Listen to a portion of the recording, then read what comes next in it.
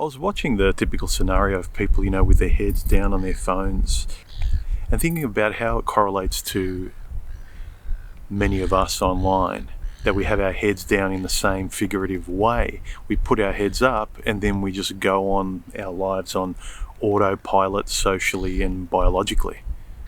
We don't change. We don't practice the ethics that we believe so much in when we're online. We live with our heads down like this, living in this space, and we don't live that same way out in the world with our family, friends, co-workers. The world and biology out there keeps you on autopilot. The red pill stuff should be used out there so you're not on autopilot, so you're conscious for once. Red pill stuff, to me, it's not entertainment, it's not just fun. This is your life, man. This is important.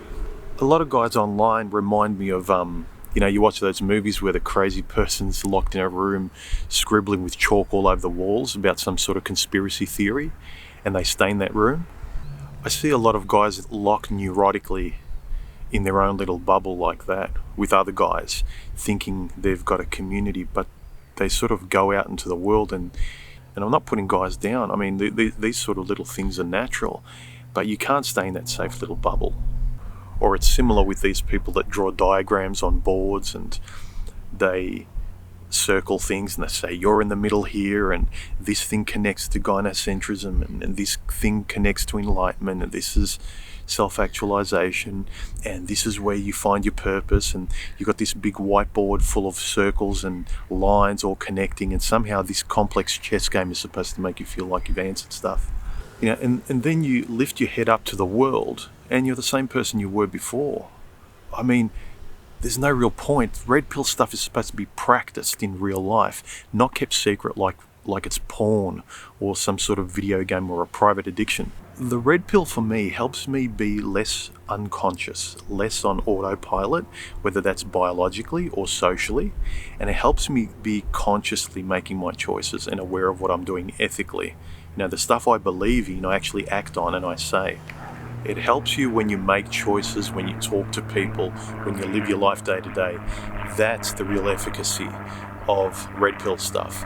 Not to be kept safe and private like some sort of fetish in a little bubble that you enjoy in your room as you scribble on walls and make diagrams and talk about the system and politics and talking about these complex out there strategies, like you're trying to get through some satisfying video game, and you turn your head up to the world and you just go on autopilot the same as you did before.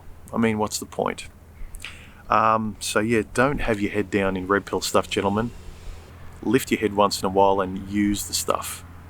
Go out there and interact with people, and then when you feel that momentary unconscious reflex that makes you feel uncomfortable, like people are making you do things you don't want to do, making you act in ways you're not comfortable with, then listen to that, pause and reflect on red pill stuff. Reflect on that library of red pill information, reference it, and then consciously make decisions in what you say and the words you choose, and stand up for your ethics and what you believe in. That's the real strength of red pill stuff, not a private thing you keep as a fetish. Something to think about anyway. Feel free to subscribe, like, comment, link, or share my videos around. There are donation options below this content as well if you feel like supporting me. I appreciate all of you who have and continue to. Thank you.